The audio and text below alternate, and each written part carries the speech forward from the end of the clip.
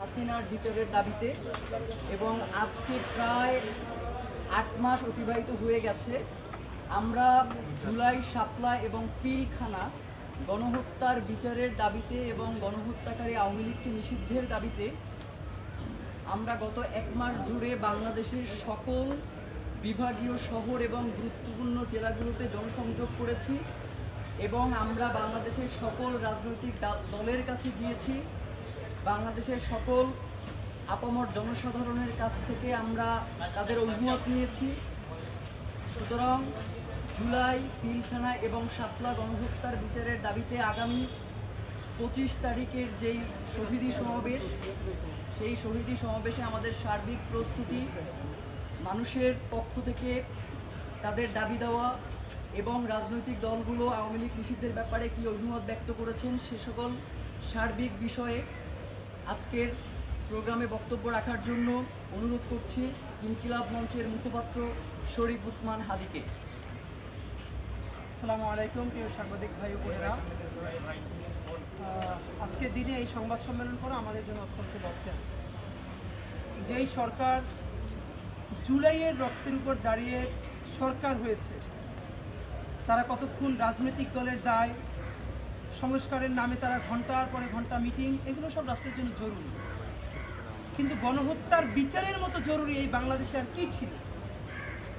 আমরা কথা বলতে বলতে ৩৬শে জুলাই আসতে আর মাত্র ২ মাস বাকি, প্রায় বছরের কাছে চলে এসেছে আগামী ৩৬শে জুলাই। আমরা এই সরকারকে, আপনারা জানেন, সাপোর্ট করবার জন্য, এই সরকারকে কেউ যেন বিব্রত না করে, সে যেন গণহত্যার বিচারটা করতে পারে, সে যেন লীগ নিষিদ্ধের প্রশ্নে অনড় থাকতে পারে, আমরা শত সমালোচনা সত্ত্বেও ওই সরকারের ডান হাতটা সবসময় ধরে রেখেছি। আমরা সরকারকে কখনো বিব্রত হতে দেইনি। কিন্তু একটা কথা আজকে সরকারকে মনে করিয়ে দেই, ডক্টর ইউনূস কিন্তু পুরো এই সরকার না। ডক্টর ইউনূস সাহেবের নাম বিক্রি করে আপনারা সবাই উপদেষ্টা হয়ে যাচ্ছেন। একটা আউট অ্যান্ড আউট স্পষ্ট কথা বলি, এই সরকারের কাজ খাল কাটা না, নদী খনন করা না। রক্তের মধ্য দিয়ে আইসে আগামী ১০, ২০, ৩০ বছরও যদি নদী খনন করা না হয়, বাংলাদেশ মরে যাবে না। খাল না কাটলেও বাংলাদেশ মরে যাবে না। বাংলাদেশে গণহত্যার বিচার না করলে বাংলাদেশ মরে যাবে। বাংলাদেশের স্বাধীনতার সার্বভৌমত্ব বাঁচবে কিনা, এইটা প্রশ্নটা এখন নির্ভর করছে জুলাই বাঁচার উপর। জুলাই না বাঁচলে বাংলাদেশ বাঁচবে না। সেই প্রশ্নে যখন এই সরকারের প্রথম বারবার মিটিং হওয়ার কথা ছিল বিএনপির সাথে, জামাতের সাথে, এনসিপির সাথে, আওয়ামী লীগকে কোন ফরম্যাটে নিষিদ্ধ করা যায়, গণহত্যার বিচারটা কত দ্রুত নিশ্চিত করা যায়, তারা সেটা না করে এত কিছুর মধ্যে আরো 10টা কমিশন করেছে, তারা নারী কমিশন করেছে।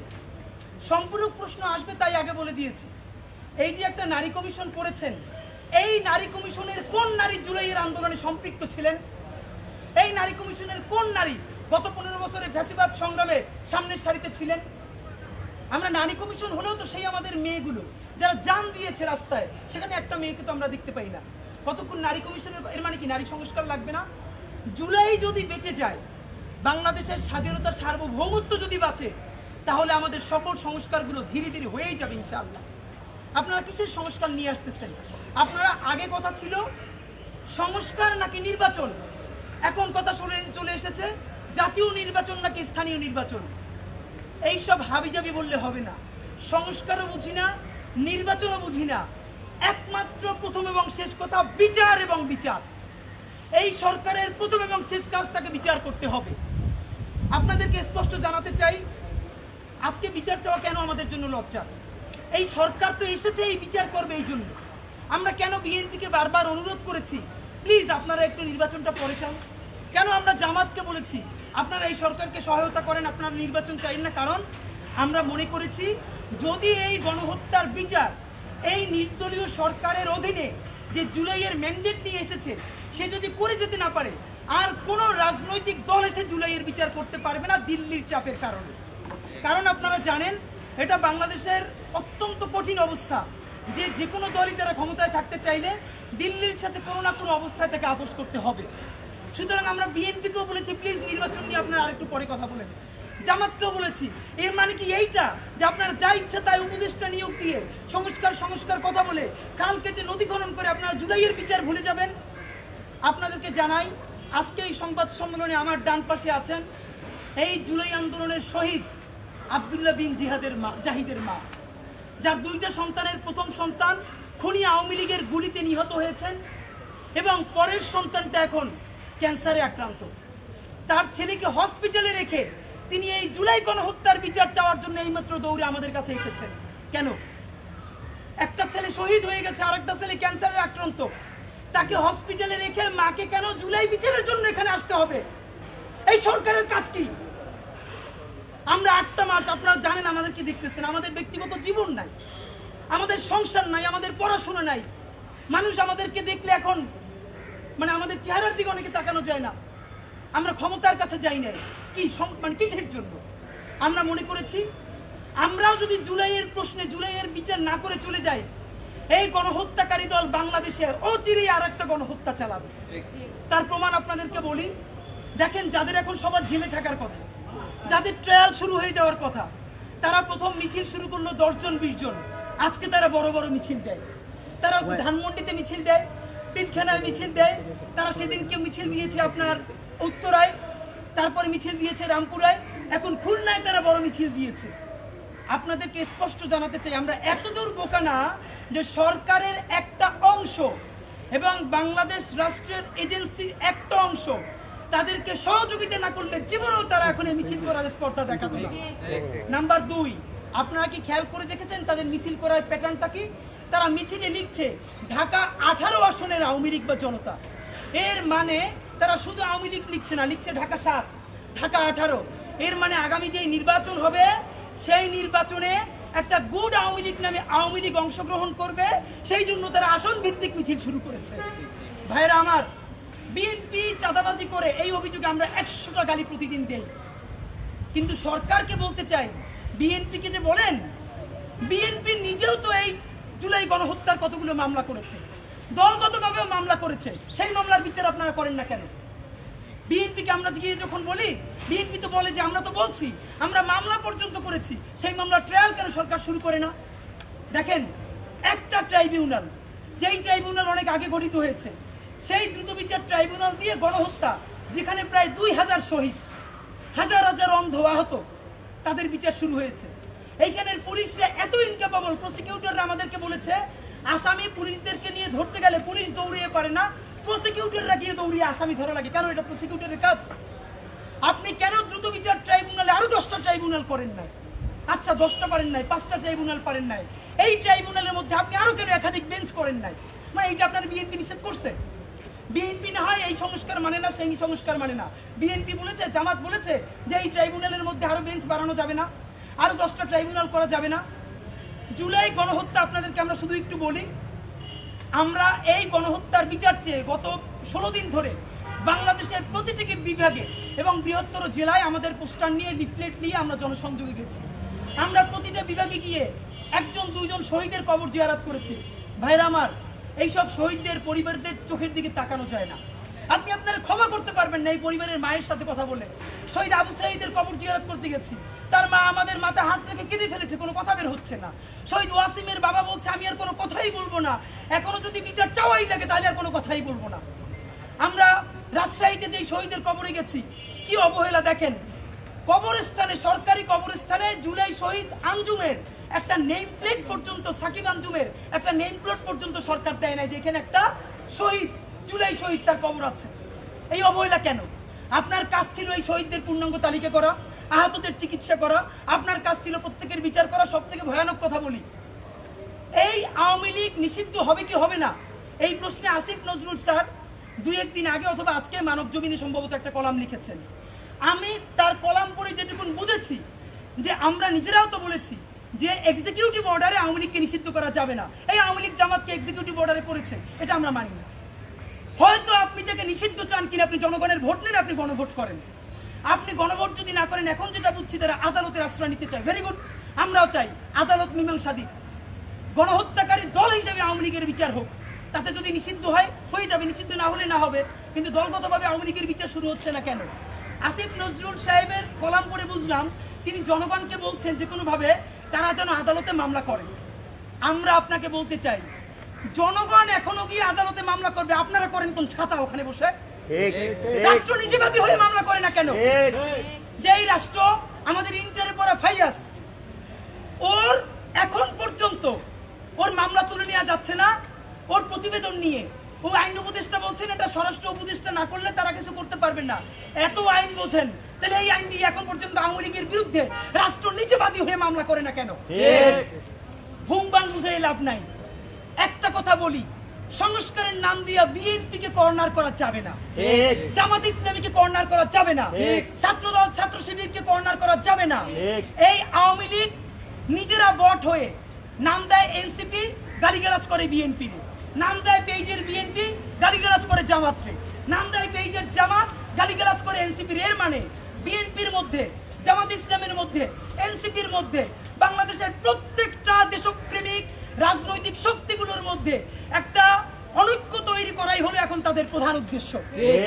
আমরা আপনাদেরকে বলতে চাই, বিএনপিকে আমরা ব্ল্যাঙ্ক চেক দেই না, জামাতকে ব্ল্যাঙ্ক চেক দেই না, আমি আমার বাপেরই তো ব্ল্যাঙ্ক চেক দেই না, কিন্তু এটা আমাদেরকে মানতে হবে, এই জুলাইয়ের জন্য সম্মুখ সারির যোদ্ধা কিন্তু তারাই, উপদেষ্টারা নয়। সুতরাং আজকে যদি এই সরকার, আজকে যদি আওয়ামী লীগ ব্যাক করে, তাহলে এই উপদেষ্টারা কিন্তু কেউ জেনেভায়, কেউ ওয়াশিংটনে কিন্তু তারা পার পেয়ে যাবেন, বিভিন্ন আন্তর্জাতিক এজেন্সি তারা কিন্তু উপদেষ্টা হয়ে যাবেন। কিন্তু আবারও যদি মার খায়, মার খাবে কিন্তু বিএনপি, জামাত, শিবির, ছাত্রদল, এনসিপি এবং আমার এই আপমর জুলাই যোদ্ধারা। সুতরাং ভাইয়েরা আমার, আপনাদেরকে আমরা একটা কথা জানাই, বাংলাদেশের প্রতিটা বিভাগ থেকে হাজার হাজার মানুষের কাছে, রিক্সাওয়ালার কাছে, ভ্যানওয়ালার কাছে, সবজিওয়ালার কাছে, জুলাই যোদ্ধার কাছে লিফলেট নিয়ে গেছি। জুলাই আমরা 1 লাখের বেশি শুধু লিফলেট বিতরণ করেছি, ছুঁড়ে মেরে না, হাতে দিয়ে, কথা বলে। প্রত্যেকটা মানুষ আমাদেরকে বলেছে এই সরকারের প্রধান কাজ জুলাই গণহত্যার বিচার করে যেতে হবে। এই সরকার যদি জুলাই গণহত্যার বিচার না করে যায়, তাহলে এই হত্যাকাণ্ডের বিচার কোনোদিনই হবে না। তারা চাচ্ছে পরবর্তী নির্বাচিত সরকারের কাঁধে এই বিচারটা দিয়ে যেতে।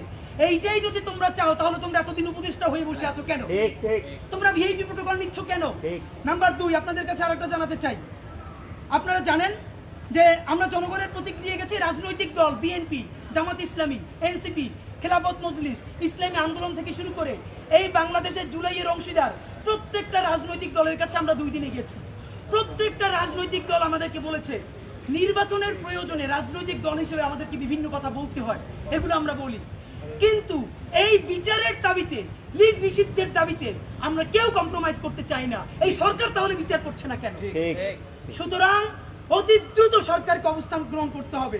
আপনাদেরকে একটা কথা জানাই, পিলখানা হত্যাকাণ্ড নিয়ে যেটা হয়েছে, অনেক কথার পরে একটা কমিশন করা হয়েছে পিলখানা গণতদন্ত নিয়ে। এই পিলখানা গণতদন্তের পরে সেইখানে একটা ধারা রাখা হয়েছে, যতগুলো বর্তমান মামলা চলমান আছে, বর্তমান কমিশন এই কোনো চলমান মামলা নিয়ে কথাও বলতে পারবে না, তার সাক্ষীদেরকেও ডাকতে পারবে না, তার ভিকটিমদেরকেও ডাকতে পারবে না। কি ভাই, আপনি এইটার মাধ্যমে রাষ্ট্রের প্রত্যেক এজেন্সিকে কি আপনি দায় মুক্তি দিচ্ছেন? কথার কথা, দায়ের দায় আপনি একটা কমিশন করেছেন, সাক্ষীকেও ডাকতে পারবে না কথা বলার জন্য, যার বিরুদ্ধে অভিযোগ করা হয়েছে তাকেও ডাকা যাবে না, ডাকবে কারে? আমারে? মানে এটা কেমন মকারি?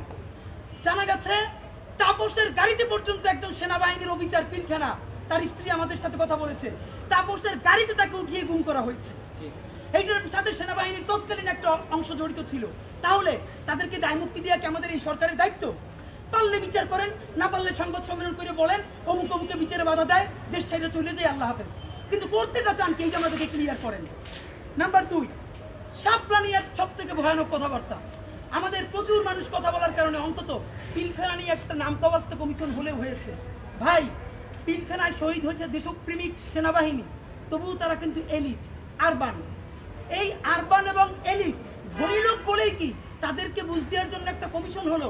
আর হেফাজতে যারা এসেছে, কওমি মাদ্রাসার গ্রাম থেকে আসা একটা কিশোর, গরিব বলেই কোন নামে এখন পর্যন্ত একটা কমিশন করলে এই সরকারের ইজ্জত যায়।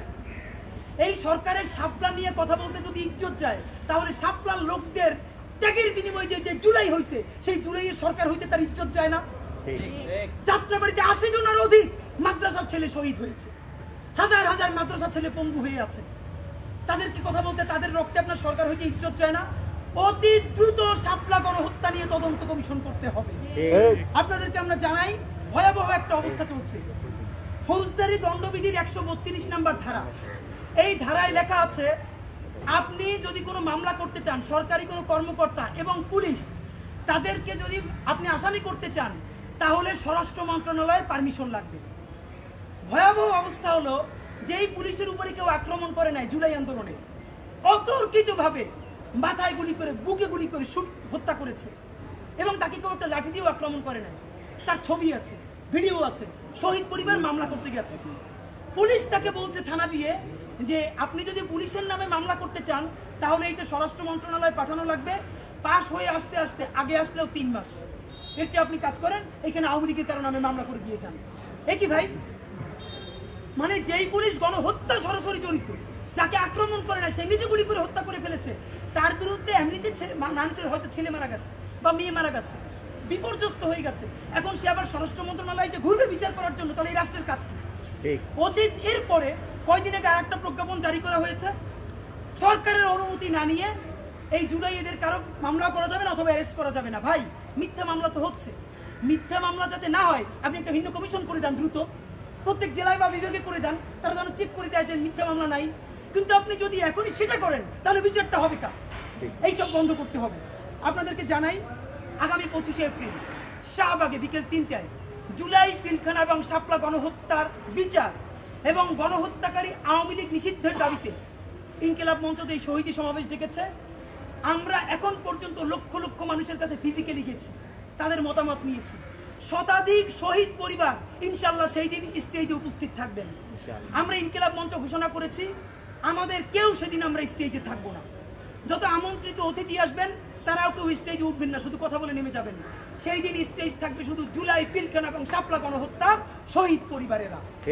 সরকারকে স্পষ্ট হুঁশিয়ারি দিয়ে বলতে চাই, 9 মাস প্রায় পার হয়ে চললো, বিচার শুরুও করেন নাই, বিচার না করে খাল কাটতেছেন।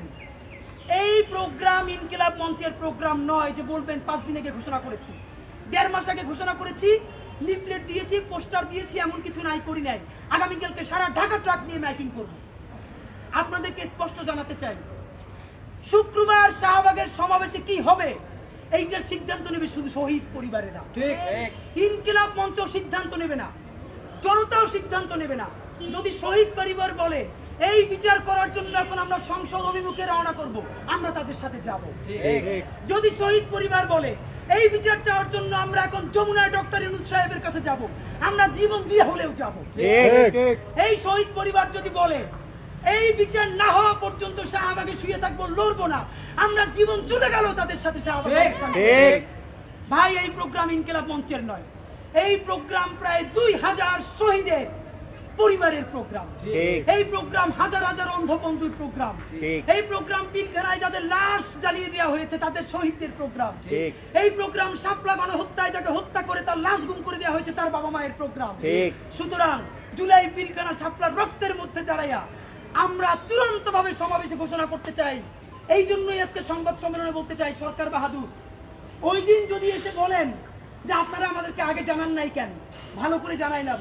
শহীদের মা পাশে বসে আছেন, একটা ছেলেকে কবর দিচ্ছেন, তারপরে সেই শোকে তার বাবা মারা গেছে, এখন ছেলেটা ক্যান্সারে, আন্টি একা লড়তেছে। এইরকম হাজার হাজার শহীদের গল্প খোঁজ নিছেন, নেন নাই, বিচারও করেন নাই। আগামী শুক্রবার শহীদী সমাবেশ থেকে শহীদ পরিবারেরা যেই ঘোষণা দিবে সেই ঘোষণা বাস্তবায়নের জন্য ইনকিলাব মঞ্চ এবং সারা বাংলাদেশের ছাত্র জনতা ইনশাআল্লাহ প্রয়োজনে জীবন দিয়ে দেবে ইনশাআল্লাহ। তার আগে এই সরকারকে বিচার কোন প্রক্রিয়ায় যাবে, লীগ নিষিদ্ধ কোন প্রক্রিয়ায় যাবে, অতি দ্রুত ঘোষণা করতে হবে। হাত ধরা লাগে, পা ধরা লাগে, সরকার বাহাদুরের পায়ে ধরে বলি, শুক্রবার সমাবেশে যেন আপনাদের পক্ষে একটা ঘোষণা দিতে পারি বিচার নিয়ে, সেই ব্যবস্থা করেন। যদি সেই ব্যবস্থা না করেন, শহীদ পরিবার যদি আপনাদের বাসায় গিয়ে উঠতে চায়, গুলি করতে পারবেন, তাদেরকে ছেড়ে আমরা ইনশাআল্লাহ যাব না। সারা বাংলাদেশ থেকে প্রত্যেকটা বিভাগ থেকে শহীদী সমাবেশের জোয়ার আসবে। সেই পর্যন্ত আপনারা সবাই আমাদের সাথে থাকবেন। ইনসাফ নিশ্চিত করতে হবে, জুলাই বাঁচলে বাংলাদেশ বাঁচবে। সেই পর্যন্ত সবাইকে ধন্যবাদ। বাংলাদেশ জিন্দাবাদ, ইনকিলাব জিন্দাবাদ।